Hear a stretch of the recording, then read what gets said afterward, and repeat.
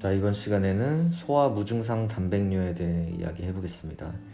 학생 검진을 하다 보면 심심치 않게 단백뇨가 나온다는 소견을 검사 결과가 나오는 경우가 있어요. 이랬을 때 부모님들이 많이 당황하시는 경우가 있는데, 이 경우에 대해서 오늘 정리하고 가도록 하겠습니다. 단백뇨 검사는 검진에서 유린 딥스틱 테스트로 진행을 합니다. 이거는 저희가 소변 검사할 때 네모나게 생기고 거기에 이제 여러 가지 색깔의 네모가 안에 있는 그 검사 키트를 얘기를 하거든요. 이 딥스틱 검사에서 단백뇨가 양성이 나온다 하면 총 5가지가 있어요. 음성까지 합치면 6가지가 있죠. 첫 번째로 이제 음성, 네거티브. 두 번째로 트레이스. 트레이스는 약하게 양성인 경우를 이야기하거든요. 그리고 그 밖에는 이제 1 포지티브, 2 포지티브, 3 포지티브, 4 포지티브까지 있어요. 이거를 나누는 기준은 색깔이거든요. 특히나 이제 나중에 딥스틱 막대를 보면 아시겠지만 점점 더 진한 초록색이 될수록 있는 거예요. 그래서 네거티브는 보통 노란색이고요. 연두색,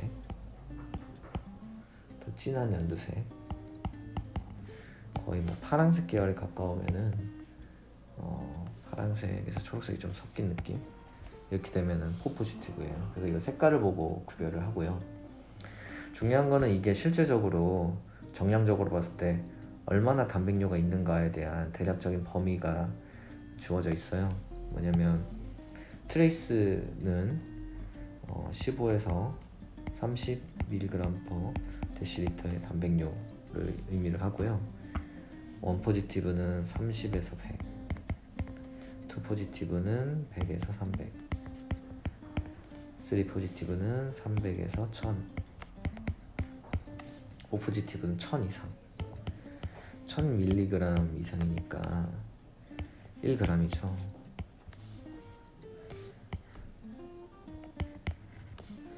이 정도의 단백뇨로 이야기를 합니다.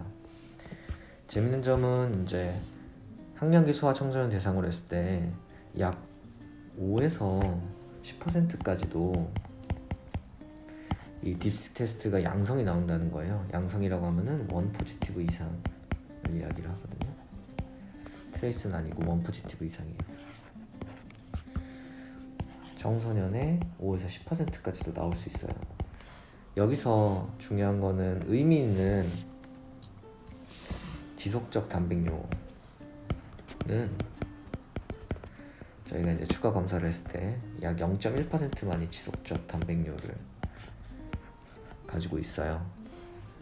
그래서 생각보다 심심치 않게 단백뇨가 양성이 나올 수 있고, 하지만 의미 있는 단백뇨는 한 0.1% 정도다 라는 점을 알고 계시면 좋을 것 같습니다. 단백뇨는 어떻게 나누냐면 3가지로 크게 나뉩니다. 첫 번째, 트랜지션트 프로테인 유리아, 한국말로는 일시적 단백뇨죠. 두 번째로는 기립성 단백뇨가 있을 수 있겠고요. 이거는 오토스태틱. 그리고 마지막이 이제 지속적 단백뇨. 이 3가지를 나눌 수 있고, 이 중에서 1번과 2번은 양성 소견이에요. 양성이라는 거는 비나인을 의미하거든요. 그러니까 큰 문제가 없는 소견이다 라고 보시면 되고, 그래서 1번, 2번은 큰 문제는 없지만 지속적 단백뇨일 경우에는 실질적으로 신장에 문제가 있을 수가 있습니다. 그렇기 때문에 만약에 학생 검진 같은 소아 단백뇨 검사에서 만약에 양성이 나왔다 하면은 추가 검사는 뭐가 있을까에 대해 한 번만 얘기를 해볼게요. 중요한 점은 재검을 하는데, 단백뇨에 대한 재검이죠. 2가지 검사를 진행한다는 거예요. 첫 번째는 집에서 얻은 아침 첫 소변이에요. 이 소변으로는 샘플을 갖고 오시면 프로테인, 크레아티닌 비율을 측정할 겁니다. 일종의 정량 검사죠. 두 번째로 진료실 방문하셔서 채취한 두 번째 소변, 이걸로는 소변 검사를 나갑니다. 그래서 단백뇨가 있는지 없는지 양성, 음성 여부를 확인합니다. 중요한 부분은 이 두 가지 검사를 동시에 나가서 감별을 해야 된다는 거예요. 1번과 2번 검사를 나가서 아까 저희가 처음에 말씀드렸던 단백뇨에는 세 가지가 있다고 했죠. 첫 번째, 일시적 단백뇨다 하면은 1번에서도 레이쇼가 정상일 거고요. 2번에서도 소변 검사 결과 단백뇨가 관찰되지 않을 겁니다.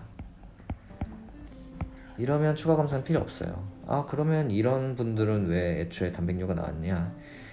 일시적 단백뇨의 원인에는 여러 가지가 있지만 가장 흔한 건 열입니다.